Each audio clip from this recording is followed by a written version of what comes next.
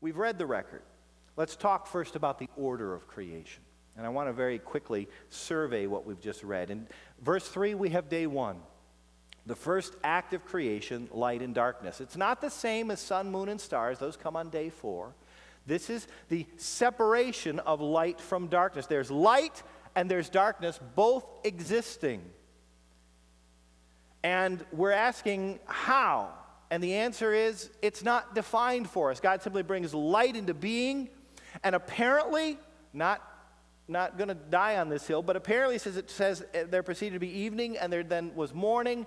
The idea might be that the earth is already begun its rotation, and it may be that half the universe is light and half is dark at this moment. There's nothing else said. Our record is going to be a bringing forth of things and then a refining of things. And that seems to be what happens here. You say, well, you mean God was sitting in the dark for all of eternity past? No, because light and dark are concepts that only began a second before this.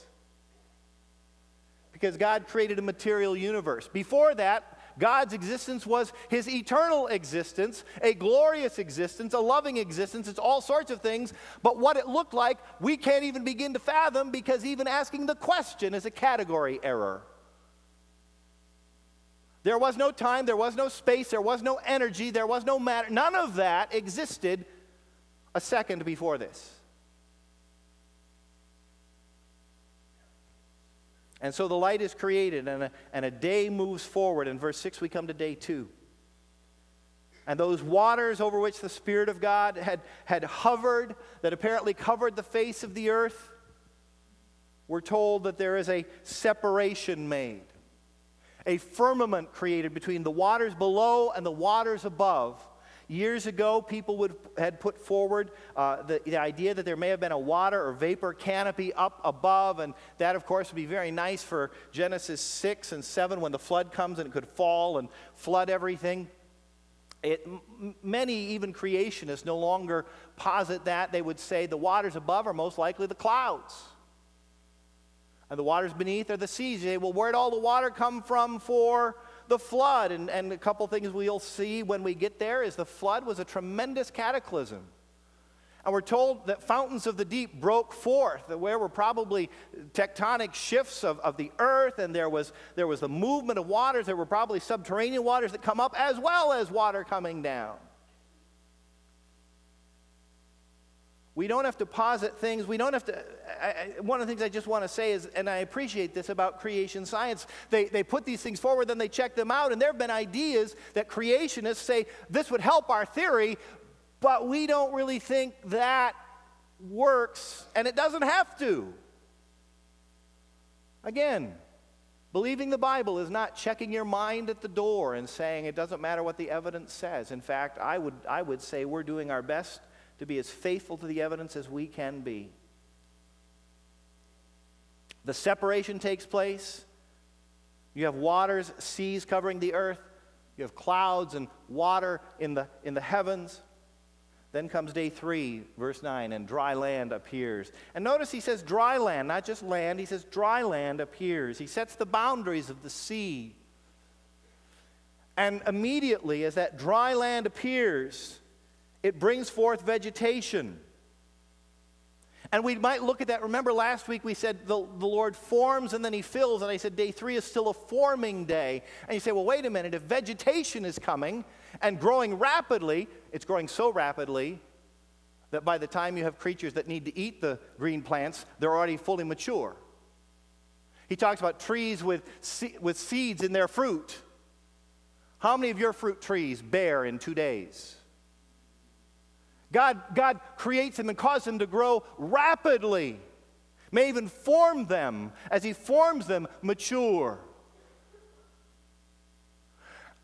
But from God's perspective, this is not a filling, this is still a forming. Because he's preparing the land for what's going to be on it. So the vegetation is brought forth.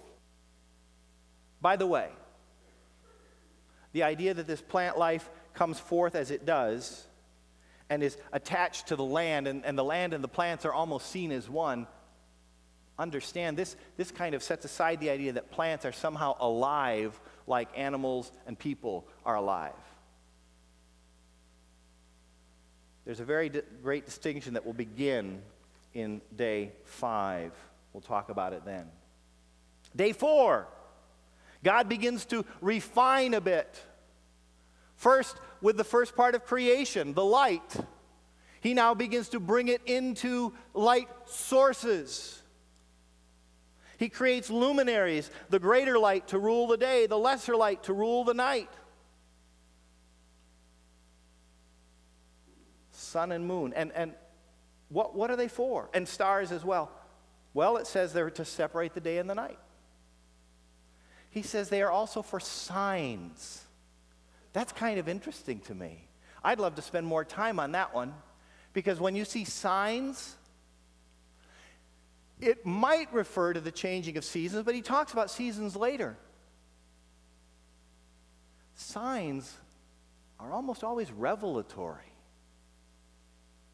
God's showing something, and this is the sign I will give you. God's design was apparently that the stars would have some revelatory function. And they would exist for seasons, it says, and for days and years, for timekeeping. Calls the sun and moon greater and lesser lights. We know why, in terms of just the amount of light they put forward. I'm just kind of amazed by that phrase at the end, and the stars. Do you realize what that's like? That's like Da Vinci saying, yeah, I painted some portrait of some lady. It's the Mona Lisa. Well, it's a whole lot more than that. It's God just saying, yeah, I made this. I made the stars. How many are there? We still don't know. How far out do they extend? We still haven't measured. There is a very interesting and intriguing reference in Job 38 that I wonder about, and this is just kind of speculative, but in Job chapter 38, where God starts questioning Job after Job has said he doesn't understand God's wisdom, God says, let me ask you a few questions. And he says in verse 4, where were you when I laid the foundation of the earth? Tell me if you have understanding, who measured its measurement, determined its measurement. Surely you know, Job. Or who stretched the line upon it? On what were its bases sunk? Or who laid its cornerstone? And then listen to this. When the morning stars sang together, and all the sons of God shouted for joy. I really wonder what that's referring to. What is God talking about when he says the morning stars sang together as the foundations of the earth were laid and as God is beginning to measure out the land and the sea? Some have speculated that there is a unique relationship between stars and angels. Some have even gone so far as to say there's probably an angel for every star in terms of number, in which case there'd sure be a whole lot of them. It's interesting that you see this association in a couple of places. We know that sons of God in Job 1 refer to angelic beings, but they're paralleled in this parallelism that's used in Hebrew. Morning stars, sons of God. Lucifer is called the bright morning star, star of the morning.